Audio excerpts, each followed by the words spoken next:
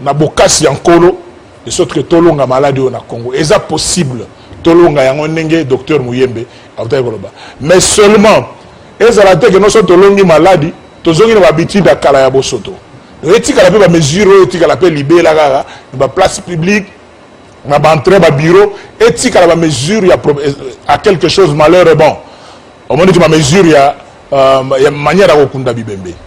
Ndeko Jean-Marie ngana soutenir mesure na ndenge na Lubumbashi de sorte que ba finarero mo ba fongoli ko bi ba salle ya commerce pour na kocha mutu na ke soki place o salle te na ba ko faka mutu bisa mutu ke ko ta nyongo na banque alobi no na moni par semaine na kundaka bibembe ta autant ba to ko tsa bibembe alors mais si ko bando suki la na ba morgue que le morgue organise des endroits où on est dans Lubumbashi, qui a 3-4 personnes à partir de là, on les amène au cimetière. Parce qu'actuellement, Matang est comme cher. Avant qu'on ait déjà battu en Ndako. Et comment la fête, en plus, aussi, il y a un crime et un mesure qui toque. Mazirona et Oumela. Et Soukakate après le coronavirus. Il y a mis balai. Mesure, il y a une température. Au moins, il y a une chaîne qui bandana kala. Et ça l'a rappelé par rapport à tout le climat, le paysage, surtout dans ça. Moi, je suis passé par moi, moi, rime zangate, mais la mesure, le contrôle de la température, éthique à la paix libérée. Il y a quelques mesures qu'on doit garder, quel que soit le coronavirus. Mais qu'on va dans la bandago, Konzamboka, on a défendre trop contre Konzamboka.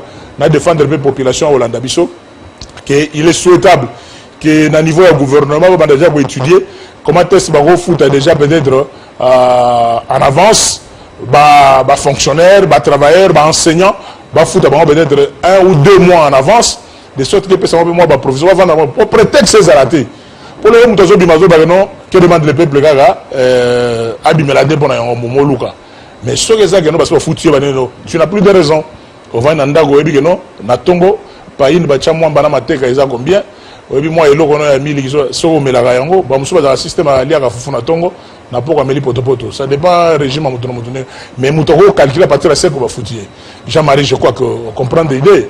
C'est-à-dire que non, actuellement, et l'eau, on a télémélié, qui est bandé qu'on a vu sur la Omes Batika, Mboka, Namboka, va débrouiller dans Dengue na Bango. Sénateur Denis Kambayi, c'est vrai, vous voulez dire qu'actuellement, les Africains même peuvent faire face à cette pandémie.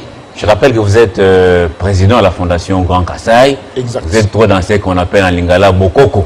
Donc, faites, hein, vous êtes trop dans ce qui est ancestral, même si c'est vrai avec l'arrivée des colons à l'époque, nos ancêtres avaient tout livré à l'homme blanc, entre parenthèses. Est-ce que nous avons assez de ressources, même ancestrales, pour faire face à des virus comme coronavirus? Merci beaucoup, Crispin. Vous êtes arrivé, c'est par rapport à mon temps de communication, comme j'ai pratiquement 2 sujets pour notre échange. Par rapport à ce premier sujet, je vous dis sincèrement que les Africains, je lance un message, Fachi est vice-président, mais au président de l'Union africaine, de se retrouver très rapidement et que l'Afrique puisse arriver à se prendre en charge. Sinon, toute la provocation autour de ce virus, l'œil regardant, c'est sur l'Afrique. Mais comme le dieu de Fumukimbangu l'avait dit à l'époque par rapport à la position de l'Afrique. Avant, si vous avez bien suivi le débat au début avec le coronavirus, on nous disait tous que ça ne supporte pas la chaleur et tout ça. Et au fur et à mesure, toujours dans la communication avec leurs médias internationaux, interposés, non, ça n'a pas de bombe de verre. Non, mais il y a certaines réalités. Par rapport au traitement, même vous avez suivi le débat aujourd'hui au niveau de la France, on dit que ça a tendance à être traité comme le paludisme. C'est-à-dire que la spécialité de cette maladie ici, c'est l'Afrique. C'est pour ça que nous sommes capables. Les Africains, nos chercheurs sont capables. Ils les ont démontré. Si vous voyez aujourd'hui dans nos différents groupes WhatsApp, vous allez voir comment nos professeurs, nos chercheurs nous donnent des conseils. Si vous suivez peut-être le professeur Théophile Bemba, lui vous amène seulement au niveau de l'alimentation. Et je vous dis qu'il y a un livre vert, pour ceux qui ont déjà lu ce livre vert, Science et Santé. Comme le message du Graal, le message c'est Science et Santé. Dans ce livre Science et Santé, vous devez voir que toute maladie est aussi mentale et psychologique. En dépit de virus et tout ça, ça dépend des anticorps que vous avez. C'est pour ça que vous allez voir aujourd'hui, on vous dit que non, nous, les O positifs, B, A, tous ces groupes sanguins, il y a un traitement particulier. Les groupes sanguins, c'est sur l'ensemble de la planète. Mais si nous rentrons dans le Bokoko ici, nous disons qu'avec nos richesses, qui ne dit pas qu'aujourd'hui, c'est une manière que la RDC puisse sortir vraiment pionnier de la lutte contre ces virus, avec ce que nous avons comme la quinine au niveau de la pharmaquina, avec tous nos professeurs et chercheurs, un peu de bonne foi seulement. Si nous rentrons en nous, en disant que l'heure est arrivée, l'heure spirituelle est arrivée, parce que ce virus n'est pas la volonté de Dieu, non, c'est des hommes dans des laboratoires qui ont arrivé à monter, mais ça s'est rebellé, c'est comme quelqu'un qui met en place un robot, mais ce robot-là se retourne contre lui. C'est ce qui se passe aujourd'hui à l'Occident. Il faut que les panafricanistes, que tous les patriotes se réveillent pour se serrer le coude et dire, suivre le message du président de la République, en ce qui concerne cette union sacrée souhaitée par rapport à tous les conseils. Nous allons suivre tous les conseils, mais nous devons accompagner avec nos moyens, nos chimistes, nos biologistes, nos pharmaciens et tout ça, et de médecins, pour que nous puissions trouver la solution à la manière congolaise. Docteur Mouyembe l'a dit, et je regarde les camarades que nous sommes tous derrière lui, nous le soutenons, notre héros, Docteur Mouyembe, et le président de la République, dans cette prise de position de l'inter-institutionnel qui s'est tenue dernièrement devant le Premier ministre, le président du Sénat, la présidente de l'Assemblée nationale, et d'autres membres qui étaient à cette réunion-là. Mon mboka Denis Kambayi, ngai na lingina tuno kaka mituna mibalemba la moko pambate, to lingi to changer to balusa sujet, to zongela makambo misusu parce que to ko lobela kaka corona te Kongo za na makambo ebele o sengeli to lobela. Mutuna liboso coronavirus bokono oyo bozali komona te ke ko zala te boye ya bosomi ya solo ya Afrique pe ya Congo.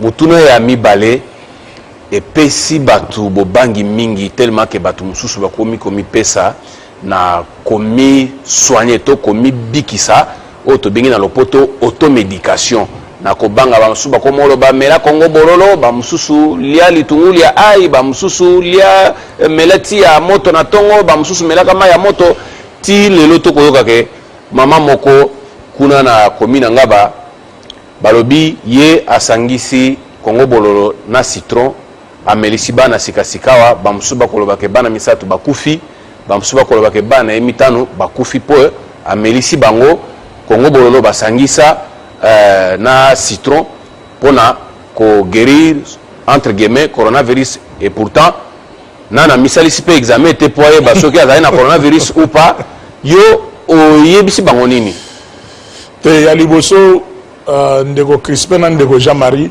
ezalaka lolendo na kisasa wakala on a quartier mikiliste mowaye ceinture na tolo costume Versace ngaro ben abo pesa ba komba bilamba ko ya tabayoshi mais lelo komi soni ke mutauti poto le bagana uti poto ozoka tango fumuki mbango oyo nzambe Afrika kité lo yite bana nga na comprendre ko lela na bino na obimisa bino lokola na bisa bino na Égypte à l'époque comme ba juif ba bimande mais na siko bo somi africain ya ko lo bagano lelo komi fier oyoki tozana bana bandeko bana poto balingi bazo avion baya ko bata makoto oyo mutazo ki mapoto baya ko bata en Afrique on comprend des problèmes spirituels to yeba ko saisir tango na nzambe c'est ça c'est que le pasteur les prêtres il faut battre pour comprendre que c'est un combat spirituel maintenant il y a un biso ba indo to la muka pona ko loba que c'est notre temps comment saisir la balle au bon au monde que muto comme muto uti poto mazo wanga na uti poto na uti braza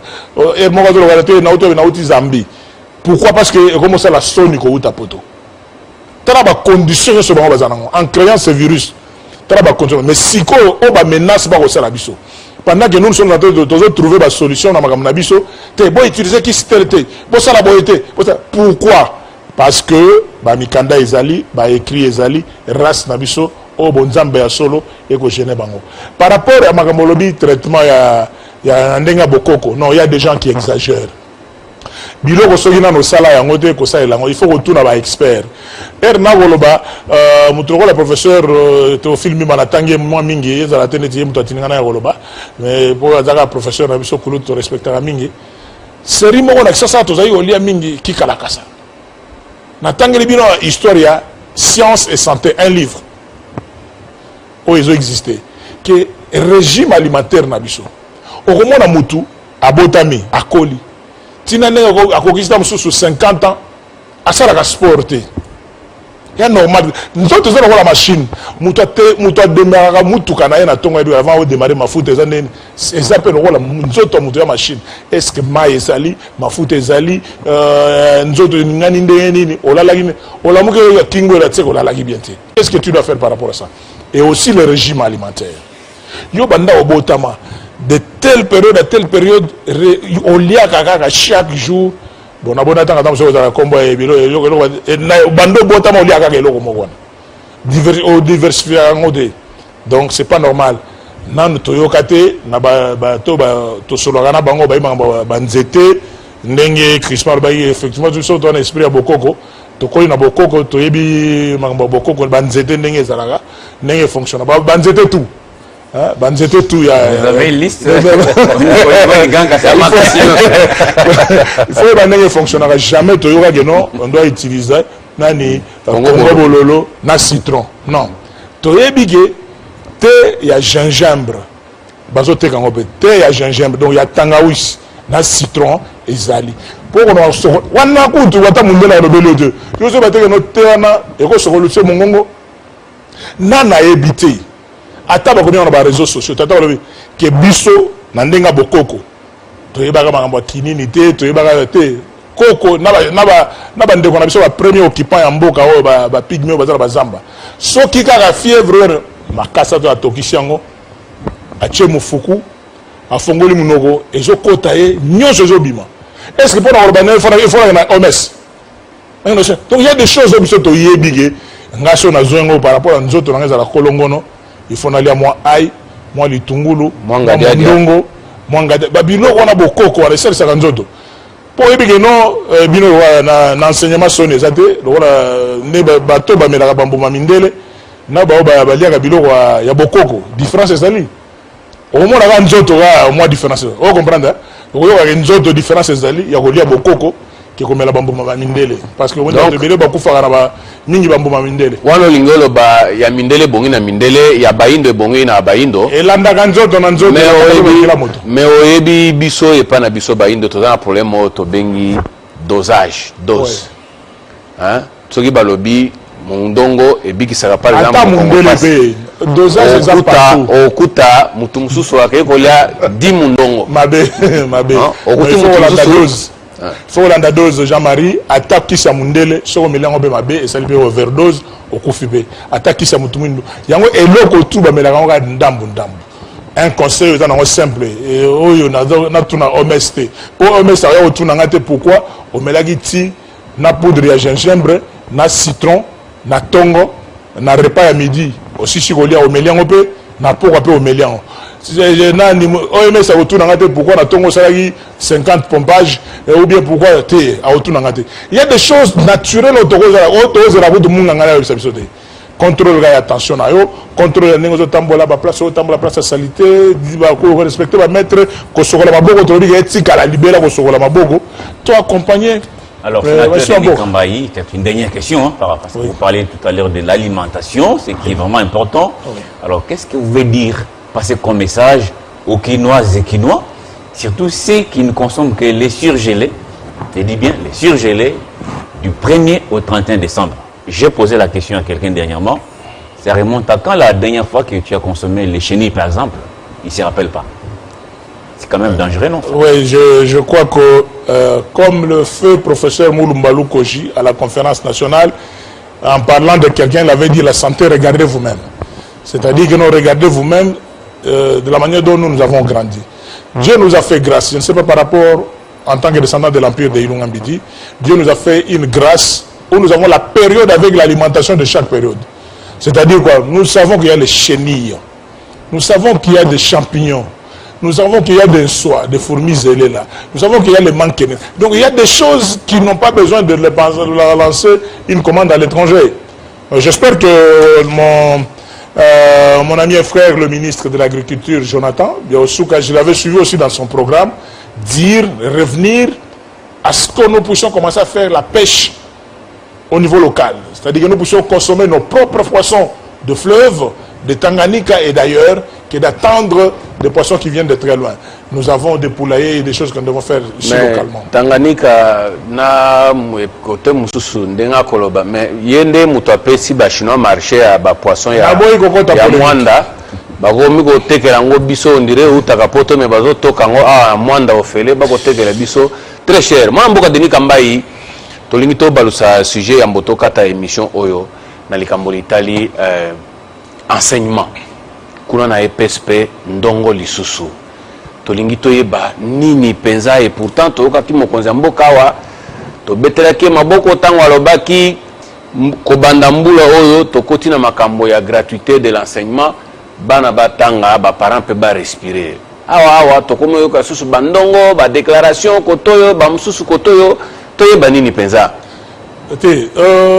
ndeko Jean-Marie Kazambo ngana za membre na kati ya FCC na cash na kati ya coalition na yango nde je suis appelé à soutenir totalement Mokonzi Mboka et de soutenir son gouvernement na cadre de la coalition FCC cash.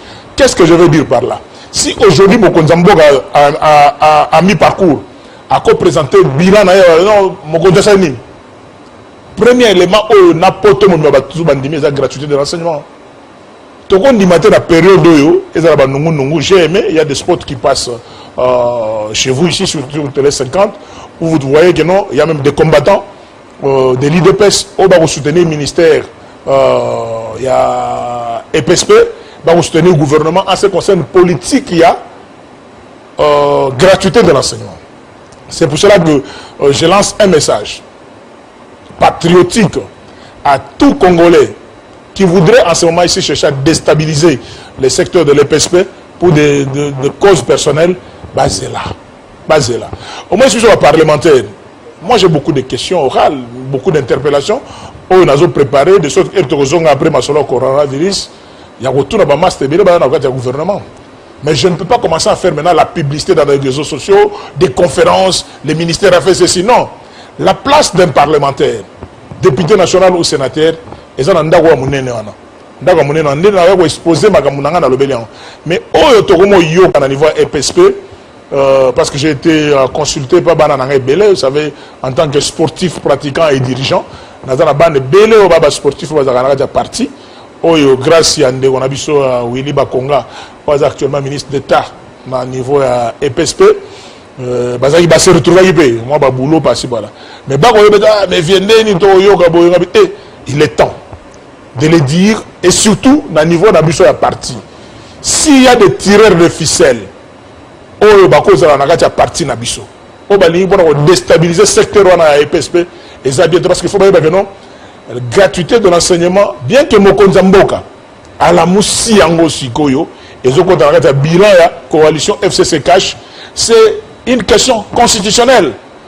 Donc, ils ont la Katia constitution à Bisso.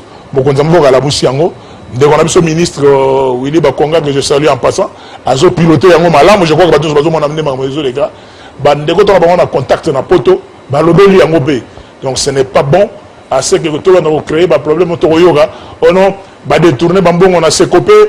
Mais à ce que je sache, en tant qu'ancien conseiller, au moins l'expérience sur ton fonction est belée avant de être sénateur.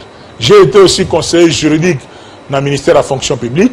À l'époque, le ministre Paul Gabriel Kapita Chabani, un des 13 parlementaires.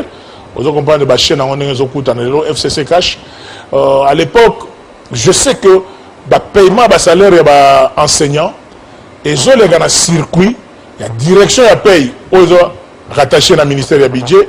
Na ordonnancement, direction et pas OD, lié à ministère, il y a finance.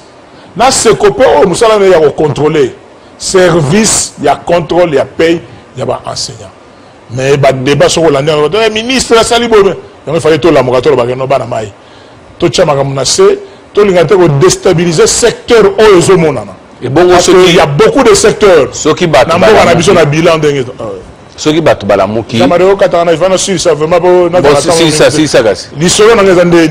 si je suis venu dans le plateau à Télé 50, à part le soir de Bosso Tobeti, il y a mis le secteur, il y a enseignement, EPSP, gratuité de l'enseignement de base, ils ont marché, et le président de Belgique, le président de France, Paris, de Londres, ils ont secteur on a combattant pour la gratuité de l'enseignement, surtout le secteur public. Donc il faut accompagner au lieu de dans les roues, surtout parce que j'ai d'autres informations, d'autres renseignements. Au moins, il y a un parti qui a vraiment lancé un message dans SP Chadari, de sorte que de temps en temps, il y a un ciment. Nous avons PPRD, nous avons FCC, nous avons FCC Cash, parce que c'est un bloc. Le chèque du président de la République, c'est notre chèque à nous tous. Victoire na victoire na biso parce que la coalition FCC Cash. C'est ça l'esprit on a été à nous comprendre que nous devons être ensemble. Sénateur Denis Kambayi, aujourd'hui vous venez défendre pratiquement la coalition par rapport à cette gratuité de l'enseignement. Mais déjà au début quand ça a été dit il faut qu'il y ait gratuité cette année, il y a eu des voix qui se sont levées, notamment parmi vous qui êtes du FCC, pour revendiquer la paternité de cette gratuité de l'enseignement. Est-ce que tout n'est pas parti de là? Est-ce que ce n'est pas vous qui avez donné des béquilles aux autres pour combattre cette gratuité? J'ai compris votre question pour gagner du temps dans les quelques minutes que nous avons. Non, vous n'avez jamais suivi une communication officielle du FCC. Même quand je parle ici, je ne suis pas venu ici pour parler au nom du FCC. Je suis sénateur de Denis Kambayi, mais membre du FCC et de la coalition FCC Cash. Si vous suivez une déclaration officielle, la politique, ce qui serait contradictoire et sorcier, de dire que, vous voyez, FCC contredire la politique du président de la République et du gouvernement parce que nous sommes dans une coalition. C'était tout simplement un rappel de dire que non, la question de la gratuité de l'enseignement est constitutionnelle. Là, on se met d'accord. Ce n'est pas le programme d'un parti politique. Il n'était pas encore appliqué quand même. Non, j'ai dit ceci. Ouais. Ce n'est pas le programme d'un parti politique, mais c'est la volonté populaire, la volonté de nous qui avons défendu la Constitution. Parce que vous vous rappelez, à l'adoption de cette Constitution, il y avait le référendum, il y avait ceux qui étaient pour la Constitution, notamment nous, qui étaient déjà d'accord à ce moment-là pour la gratuité de l'enseignement, qui avait commencé à être appliqué déjà à notre époque. J'étais ministre des Sports. Je sais ce que le Premier ministre Augustin Matata Pogno, que je salue en passant, est en train de faire en ce qui concerne la gratuité de l'enseignement. Mais ça n'avait pas pris l'élan que ça a pris maintenant. On avait commencé, c'est une réalité, mais aujourd'hui, le président de la République en a fait son cheval de bataille. C'est-à-dire que non, il n'a pas voulu qu'on puisse aller peut-être comme un véhicule diesel, qui démarre peut-être un peu lentement, mais il a pris comme un véhicule d'essence. C'est-à-dire que non, il a démarré directement et il s'est mis la conviction, moyen ou pas moyen, battons-nous pour la gratuité de l'enseignement. C'est ça la vérité. Maintenant, il y a des gens qui faisaient des débats entre les verres à moitié plein et un verre plein. Ce que je trouve que non, ce n'est qu'un débat de salon qu'on ne peut pas ramener aujourd'hui, parce que j'ai dit, la question de la gratuité, c'est une question constitutionnelle que nous avons commencé, mais qu'on n'a pas terminé, et que le président de la République, Félix Antoine Tshilombo Tshisekedi, a pris comme cheval de bataille et en a fait un problème. Et aujourd'hui, une grande instruction au gouvernement, et le travail s'est fait. C'est pour cela que nous demandons à tous nos frères. On ne peut pas interdire à un parlementaire de faire le contrôle parlementaire, non, ce qui serait anticonstitutionnel, mais le faire de bonne manière, et dans notre salle, pas dans les réseaux sociaux, où ça commence à devenir un peu suspect de voir pour quel objectif, pourquoi les gens voudraient maintenant déstabiliser ce secteur de l'EPSP. Voilà, où nous disons... Avant peut-être de chuter, vous êtes sénateur, vous venez du Kasaï central. Exact. Vous avez été voir vos électeurs ou votre base, je ne sais quoi. Alors, est-ce qu'on peut parler de gratuité de l'enseignement ou effectivité de gratuité de l'enseignement quand on sait que dans certaines écoles, notamment au Kasaï central où vous venez, les élèves sont assis à même les sols? Est-ce que c'est ça vraiment la gratuité de l'enseignement? Il y a beaucoup de difficultés. Il y a beaucoup de difficultés, vous avez totalement raison. Mais toute idée, même l'univers, le monde a été créé par la parole. Si vous allez dans Genèse chapitre 1, on dit au commencement était la parole. C'est la volonté politique, prime dans toute action. Donc avant de faire quelque chose, il faut avoir cette volonté-là. Aujourd'hui, on commence, c'est ce qu'il y avait trop de problèmes. Et nous avons plus de 2 345 000 km².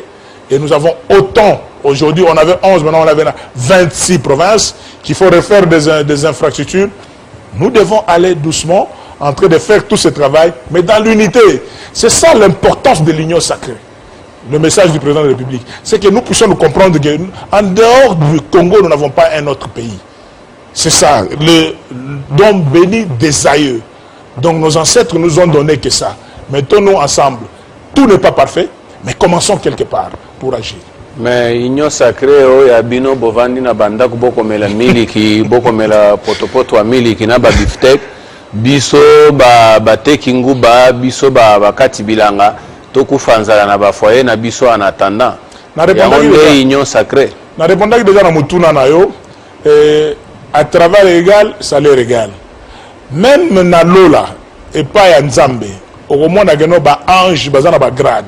Il y a des archanges, ba ange bazali, mutuna muti muta porte pe pour kota na lola zalaka. C'est-à-dire qu'il n'y a aucune société même et pas nzambe au okuta batunyoso bazana au même pied d'égalité. Au nom du Père et du Fils et du Saint-Esprit. C'est-à-dire qu'il y a trois personnes en Dieu par rapport à la fonction de Badoualobaga. Mais nous savons quand même qu'il y a un être suprême. C'est pour dire quoi? Je suis d'accord avec vous. Il y a un autre plaidoyer. Je crois que le gouvernement va mingi. Makambebele tolobaga na télé 50 bakonzi balanda kango. Attendez bazon qui sera droit d'auteur, mais je sais au kona que makambebele tolobaga na télé 50 balanda. Merci télé 50. Merci à mon frère JMK. Né au mois d'octobre comme nous, le mois d'octobre, j'ai dit tout simplement que merci pour l'accompagnement de Télé 50. Mais seulement, nous avons tout ça les plaidoyer, non besoin de son en français, tout ça les plaidoyer ensemble avec vous, hein, que le gouvernement, Bakonzambo, Kabota, la Likambo, enseignants, fonctionnaires, nous soit touché à salaire à la fin du mois. Nous avons 4 semaines à la maison, tout ça déjà presque une semaine, mais 3 semaines, si on peut qu'on fout en avance. Hein? Attends, avance, 12e mois sur les Arasous, mais qu'on monte une structure pareille, nous avons suivi en Allemagne, moi je ne suis d'accord que na bateau représenter comme si nous sommes un pays pauvre. Non. J'ai des amis en face. J'ai des amis en face au Congo-Brazzaville, au secteur pétrolier. J'ai des amis qui sont des pétroliers à Congo-Brazzaville. Qu'est-ce que ces amis-là me disent? Vous avez tout me bolé la gaga. Vous avez tout, secteur par secteur. J'étais gouverneur de la province du Kasaï central. Et toqué à la conférence minière. J'ai dit que le Kasaï central n'a rien envié, et pas vieux mouillège. Na Lualaba, n'a rien envié. Mais au les Lualaba, ils ont parmi les provinces, ils ont fou là. Mais biso so de l'électricité à chute de KTND. To renforcer comme médecine mon encadrement to bongisi nzela ya kala mambuji ozo kuta lunda note ezo leka par là les infrastructures l'eau et l'électricité na Kasaï central on n'a rien envie à là-bas. Qu'est-ce que vous avez empêché de faire tout ça? C'est ce que je dis. Non, par rapport à mon temps. Ouais, non, mais je suis arrivé. J'étais gouverneur de province pour une double mission. D'abord, pacifier la province, parce que si je n'étais pas parti là-bas, c'est pas de l'orgueil. Je ne sais pas comment on pouvait organiser des élections dans cette province. Avec le dossier Kamwina Sapou. Je fais ce que je pouvais faire. C'est l'occasion que vous me donnez de remercier le ministre de la Défense à l'époque, Atam Atabe, et le chef d'état-major général Mbala, qui est toujours là, et tous ceux qui nous ont accompagnés, tous les officiers, tous les membres de services de sécurité qui nous ont accompagnés, parce que j'ai retenu une grande phrase de général Yav.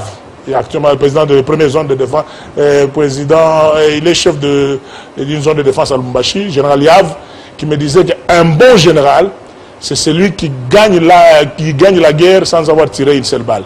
C'est la guerre que j'avais gagnée contre le Kamwina Sapou, au Kassassa, que je remercie parce qu'ils avaient compris qu'ils pouvaient déposer les armes.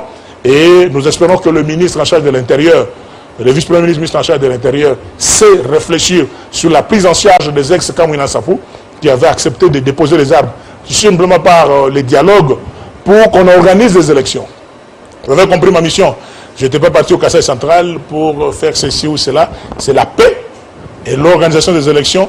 Une année, ne me demandez pas trop crispement. Je fais ce que je pouvais faire. C'est pour cela que je vous dis, sur les 26 provinces, sans faire de polémique, sur les 26 gouverneurs, je suis le seul gouverneur qui est rentré dans sa province et accueilli de cette manière-là. C'est sans polémique. Hein? Bon, s'il y a deux, trois, on a vu quand même d'autres gouverneurs arriver et faire, bon, Je ne sais pas. Je ne sais pas si la parenthèse, je ne sais pas si pas créer des polémiques. sur les 26 gouverneurs de province. C'est ce que je vous dis, il y a aussi d'autres gouverneurs. Je suis le seul avons les images qui est rentré dans sa province. Vous avez vu les images. Donc c'est un message. Alors vous êtes sénateur, c'est peut-être pour un peu faire allusion à ce que disait donc, mon collègue Jean-Marie Kazambou. Vous êtes sénateur, on a vu qu'on a copié un peu ce qui s'est passé ailleurs. On a dit rester à la maison, ça a été fait ici. État d'urgence, ça a été déclaré ici, mais les accompagnements qu'on a vus ailleurs, on n'a pas senti ça ici. Pourquoi ne pas proposer? C'est vrai, vous parlez de payer anticipativement les salaires des gens, mais pourquoi ne pas, par exemple, prendre en charge les factures d'eau, d'électricité, par exemple, pour 1 ou 2 mois? Ça ferait du bien à beaucoup de non? Je crois que le plaidoyer que nous pouvons faire tous ensemble sur le plateau, parce qu'on n'a pas le temps de faire les demandes d'audience, c'est de dire si on peut accepter, comme à l'époque de M. Laurent Désiré Kabila, à le faire pour nos amis de Tchangou, de dire que pendant les 2 mois ici, que nos amis de la régie des eaux de SNEL seront pris en charge par le gouvernement et ne pas envoyer de factures. Dans ce sens-là, on est en train de réfléchir à haute voix. Je suis sûr que les autorités sont en train de nous suivre. Comment appuyer la SNEL, comment appuyer la régie des eaux par le temps qui court et aussi nos hôpitaux. Déjà, c'est déjà une bonne chose que la prise en charge de tous les malades de coronavirus, c'est à charge du gouvernement. C'est que nous pouvons citer. Tozo li qui a été agent à SNEL na régie des obligations sur le confinement, muto okende pas moninga koto na moninga facture azate message yokani biso ngai nazana eloko musoko lobate na peso maloba. C'est aussi ça to éviter ceux qui sont en terre. Conclusion na ina pesa ezaboy d'abord na lingala ke na yaki na plateau na bino pona maloba mibale ya liboso to bunda biso nyo so na union sacrée au mokonza mboka a utolo ba message na e awa pona soutenir Docteur Mouyembena service ne mobimba pour traiter bakao ya biso na manière na biso ba congolais. Tonto bisa bande ko na biso OMS batika ba provocation ba sala basali en Amérique te, basali en mamboka mususu te. Pourquoi continuer le message non n'utilisez pas chloroquine n'utilisez te. Mouyemba lobe na biso bonnet aussi ça y est bola na biso. Ne aussi ça peut coronavirus na biso. Biso ba occasion. Et occasion de la moutaouti France, va soigner coronavirus à la cinquantenaire, coronavirus, moutaouti moutaouti Chine, à la cinquantenaire. Et ça, il faut savoir saisir les opportunités. C'est le temps de Dieu, au Moutoumindo, au Bapeseribiso. Il y a un autre vraiment, Bakonza Union africaine, bon, sangana très rapidement. Bamindere bani bazong sabso sur la banzela na bazong sabiso. Il y a soukandé pour na makambo ya PSP, to le dit vraiment que la gratuité de l'enseignement est en marche. Merci Mokonza Mboka, merci Ndekonabiso Willy Bakonga, Totika Bandungu na secteur. S'il y a un problème, Toko Pexan parlementaire à ça, la contrôle parlementaire, mais la salle, qui est dans les réseaux sociaux, qui ont déstabilisé Batou. En plus, la 5 jeunes n'ont pas perdu, surtout tous les sportifs n'ont pas perdu. La calme, parce que le bilan, il y a Mokonza Mboka, FCC Cash, ils ont bilan, ils ont engagé le gouvernement. Na kimia to respecter ba mesure et au bapesi biso ya coronavirus ma mokolo yo mais to ba geno to trouver solution na esprit na biso beaucoup qu'on a biso na logique ya ba africain. Alors le coronavirus sera vaincu et la gratuité de l'enseignement est irréversible. Ce sont là les derniers mots de notre invité, sénateur Denis Kambayi. Merci beaucoup d'avoir quelqu'un. Merci Christian pour la bonne émission. Merci aussi à mon confrère Kazambou pour l'accompagnement. Merci. Merci à vous qui nous avez suivis de partout à travers le monde. Restez branchés sur Télé 50 pour la suite de nos programmes. Au revoir.